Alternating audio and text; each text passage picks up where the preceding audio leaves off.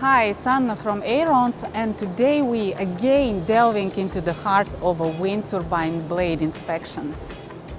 In our previous episode we were exploring the lamination, and now finally it's time to shed the light onto another one common damage type called cracks. Crack is a damage type when blade material breaks, often due to the adhesion forces that affect the surface and the materials. They can be also caused by structural damage, mechanical damage, manufacturing errors, and a layer of gel coat that is too thick. There are several types of cracks to be aware of, each of its own causes and implications. Let's take a closer look.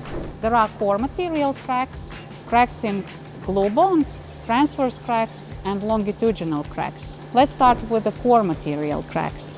They mostly occur due to the manufacturing errors when laying up the fiber, or say when worker steps on the blade and breaks the blade before the lamination process. Adhesion joints are very critical in the wind turbine blades because they are used to bond different sections of the blade together, as well as to attach the blade components.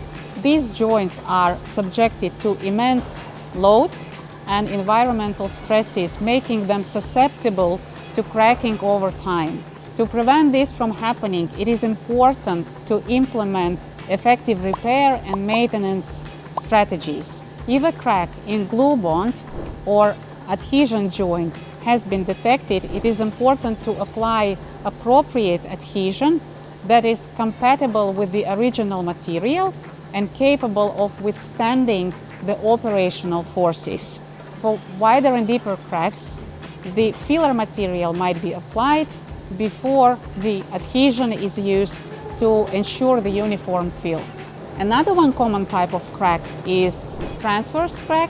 The nature of origin of this crack is quite similar to the previously mentioned already, but what definitely is different, the appearance of the crack. If you imagine my hand being a hanging blade, transverse crack would be the horizontal one that is running in this direction.